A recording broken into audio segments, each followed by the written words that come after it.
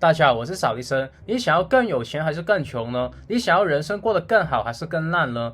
这不是废话吗？谁会希望自己变得更穷更烂呢？对啊，每个人都希望往好的方向走，但大部分的人都选择让自己往坏的方向去走，不是吗？我问你，当你遇到生意破产、工作被解雇，在自己的床上发现女朋友跟另一个男人抱在一起，被骗了钱，然后患病、亲人离世的时候，大部分人的选择是不是会去抱怨、指责，甚至去轻生自杀呢？那这就是你选择让自己过得更烂了。而问题来了，每个人的人生都会遇到很多的挫折和困难的，但为什么有钱人、富人，我们遇到困难以后，反而比以前拥有更多的名誉、财富和权利呢？因为所有让你变富的机会都是在逆境里面出现的，所以富人都是故意去寻找困难的，因为他们不怕。为什么会不怕？其实你发现了吗？一件不好的事情发生了，它是不会影响到我们最后的结果的，而是说一个人他怎么去处理这件事情，才会影响到我们的结果。世界上最大的监狱是什么？你知道吗？就是我们的大脑。而这个世界最赚钱的工具是什么？同样也是我们的大脑。只有我们的思维才会决定我们的选择，从而决定我们的行为，最后决定了我们的结果。而我告诉你，这个世界其实只有富人的思维，没有穷人的思维的，因为穷人根本没有思维，所以才会成为穷人的。他们就好像一个程序一样，都已经被安排好了。遇到好的事情呢，他们就会觉得很开心；遇到坏的事情呢，他就觉得不开心。但你有思考过吗？为什么就不能遇到坏的事情的时候也很开心呢？今天你破产了，为什么就不可以觉得哇太棒了，我有一个东山再起的机会？而一般东山再起的人都会比过去有钱几十倍的。你可能会觉得很扯，因为你未必马上能够开悟觉醒。但你看完今天这部影片，你会发现成功就是这样反人性的。而如果你按照我的方法去做到，你就会有一种大地就在脚下的感觉，你会觉得财富自由已经不是什么难事了。因为你已经进入了佛教、道教、基督教等等所有宗教都提到一个状态，就是开悟觉醒。所有金字塔顶尖的精英呢，什么资本家、企业家、投资家、政治家，让他们成功的不是什么商业理论、经济理论之类的，而是他们懂得如何去修心。修心就是让自己长期保持在一个富人思维的状态。我就是透过修心完成了逆天改命，从一无所有的穷小子变成了企业家、投资家，还有 YouTube 上50多万粉丝的财商老师。那么第一件事你要做到的就是相信，只有相信你才可以看得见，不是看见了以后才相信的。所以跟我的思维和能量连接，得到我的祝福，为这部影片点赞。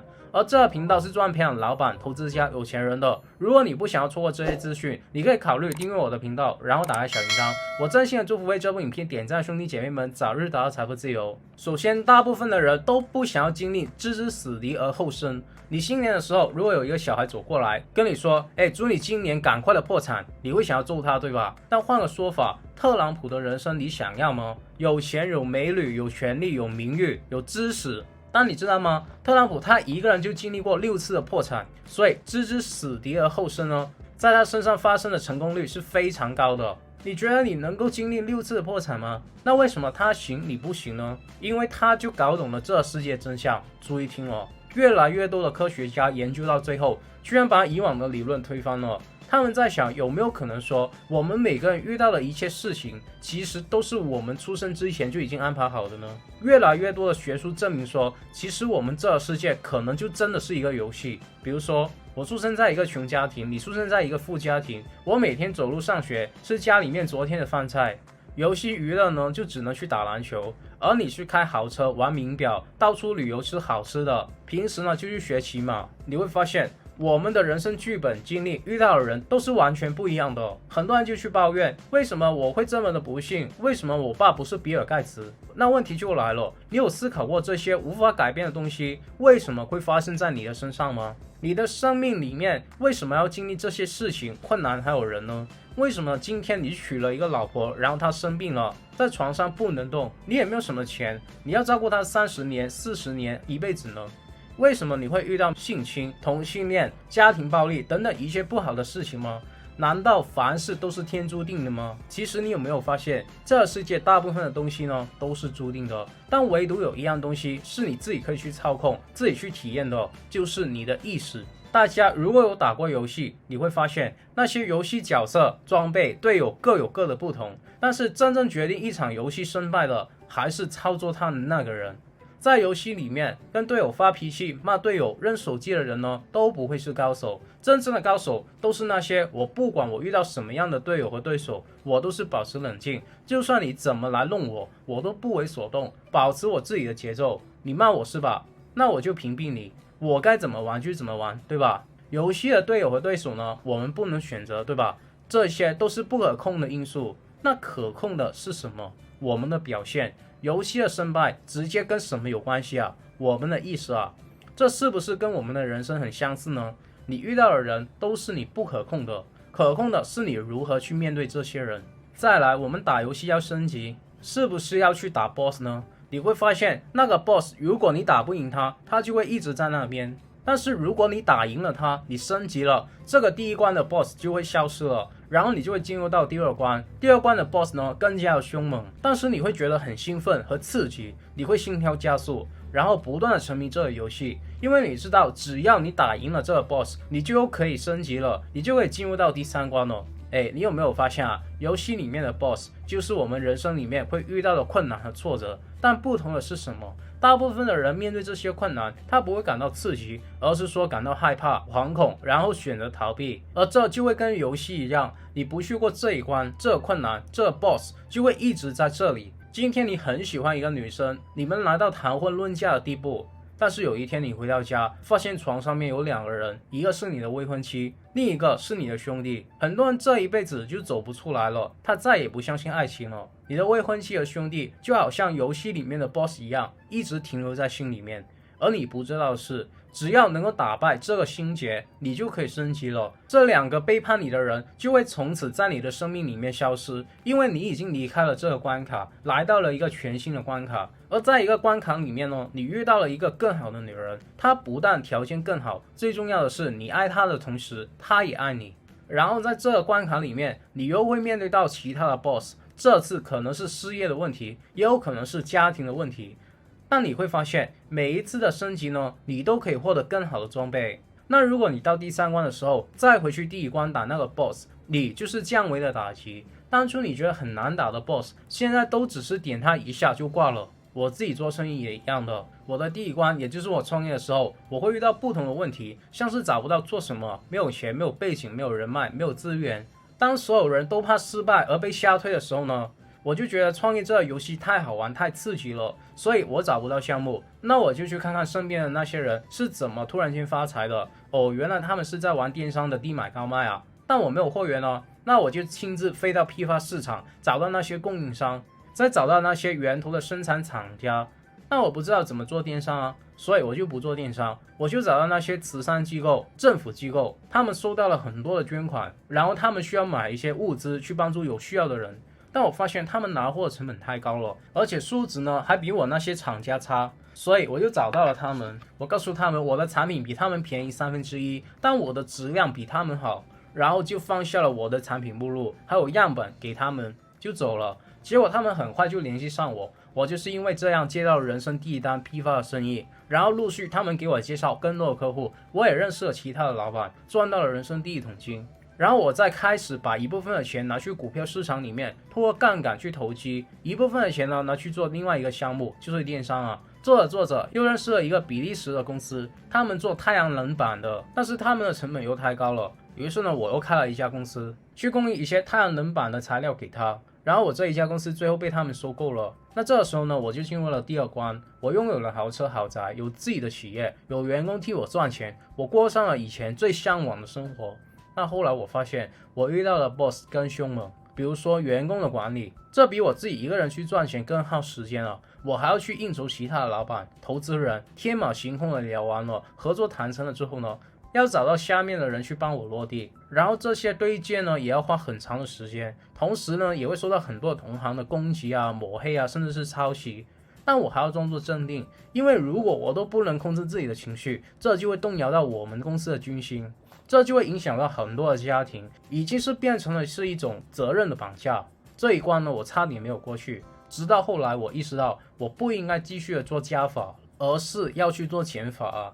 虽然说我有很多项目在手，但我都把它们给撤了，留下了几个我觉得最赚钱的项目，也就是我的根基。然后我就开始做了一个全新的领域，也就是复制我的偶像《富爸爸穷爸爸》的作者，成为一个老师。我希望把我的时间回归社会，更多的投放在教育事业上面，所以我开始去做了这个 YouTube 频道，让更多当初像我一样的人也有机会接触到创业和赚钱的方法。也因为我第一关的创业经历，让我非常的清楚自己的定位是什么，我能够提供什么样的价值，所以2年多的时间就做到了现在50多万的订阅。后来我回过头发现，原来自己的第一关遇到那些缺资源、人脉的问题呢，都是很简单的。因为 YouTube 上有25亿人，每个人给你1块买你的产品和服务，你就会有25亿，而且是7天24小时自动的帮你赚钱。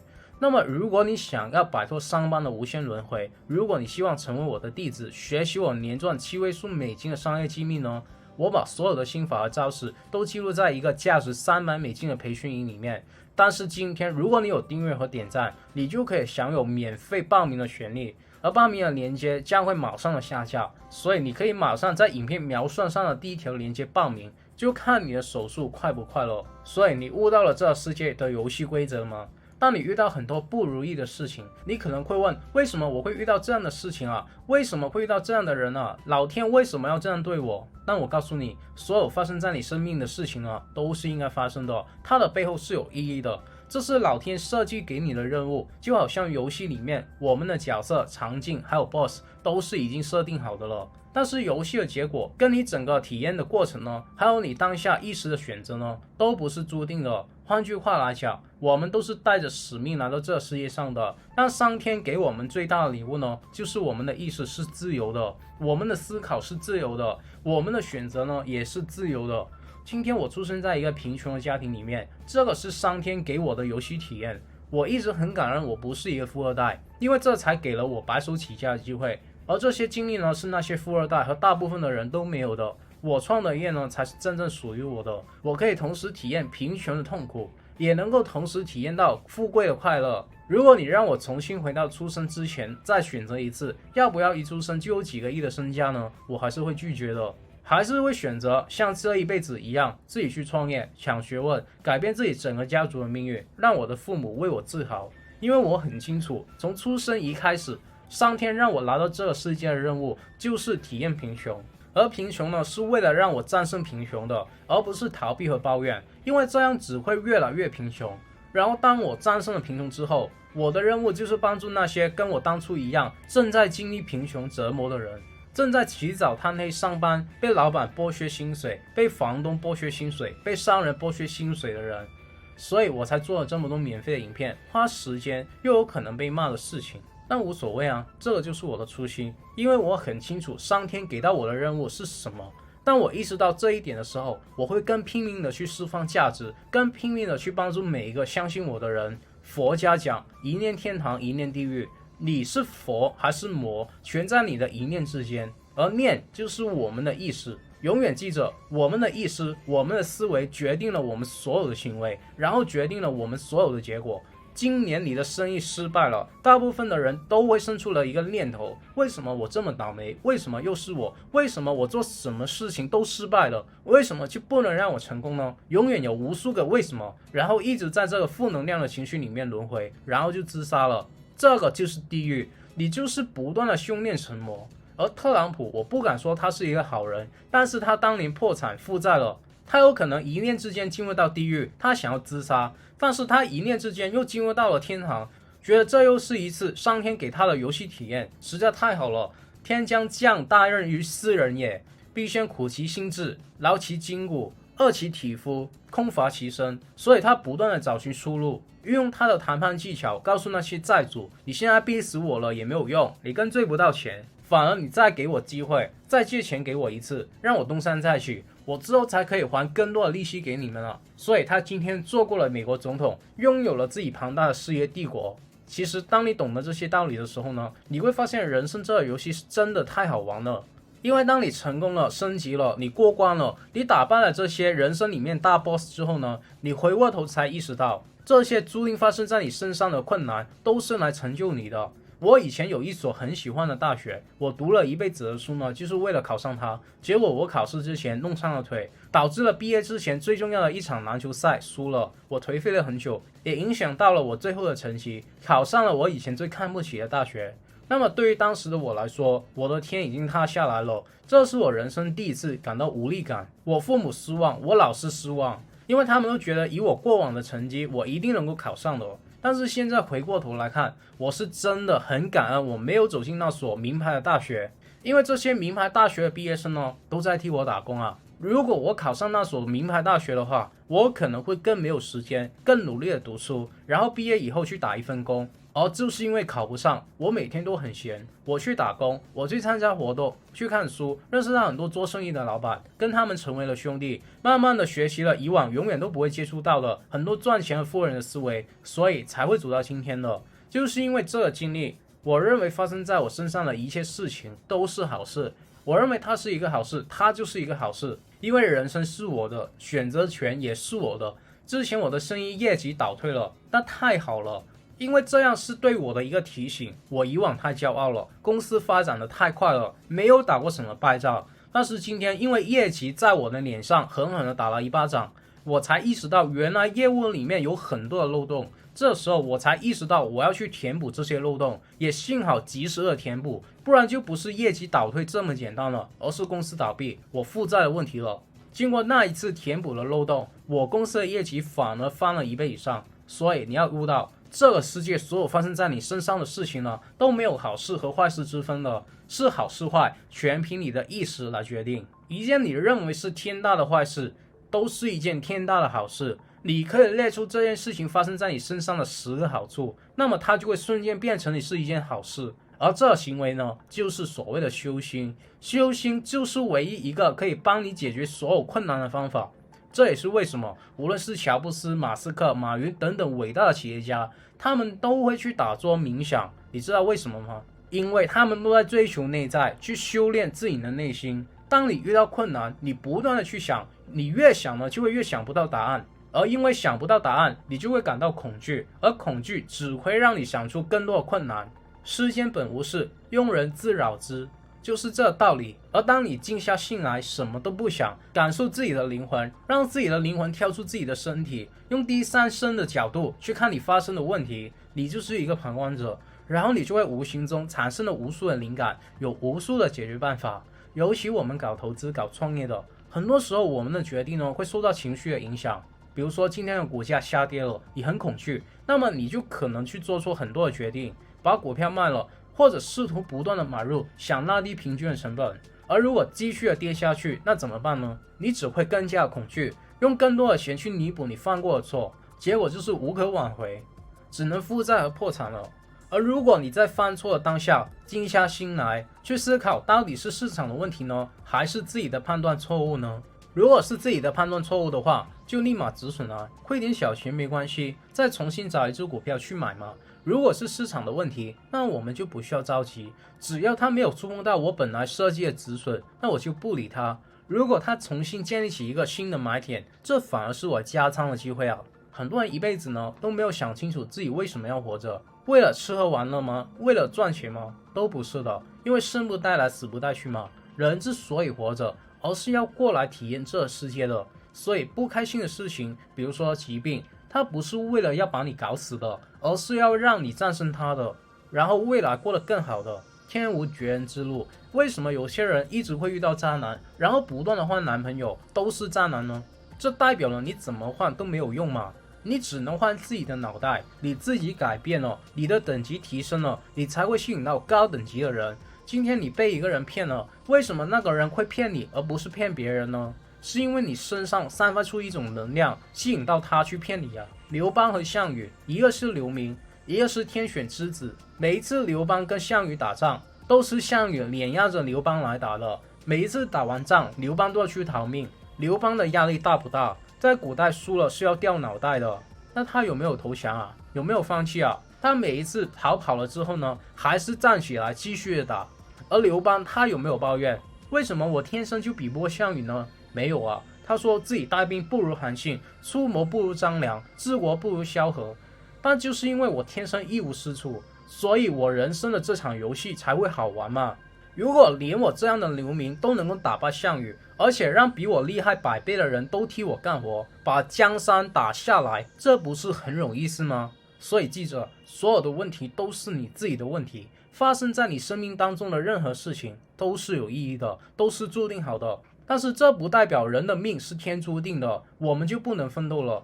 你遇到的事和人都是注定的，但是选择权在你的手上，你选择的不同，你的结果就会不同。你可能会觉得我非常努力了，为什么没有得到结果呢？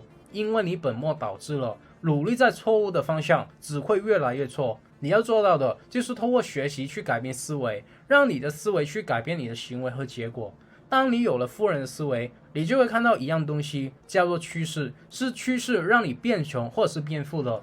当年第一批下海创业的人赚钱了，第一批买房的人赚钱了，第一批做电商的人赚钱了，那现在是什么天下？自媒体啊，为什么很多素人也可以在网上卖那些 NFT， 卖的那么贵，还卖出去这么多呢？自媒体啊，为什么那么多人做了一辈子的生意，甚至有一些艺人在演艺圈兢兢业业的，到头来他们在拍影片放到网上赚到的钱比他以往所赚到的钱的总和还要多呢？比如说刘畊宏、陈亦儒，就是因为他们都抓住了自媒体这个趋势，粉丝将会是你最大的资产和财富。而如果你希望有一个真正有结果的互联网老板带着你，那 OK， 现在我决定回馈一直支持我的你，我打算跟我的 YouTube 团队抽出时间，为你良心打造一个方案。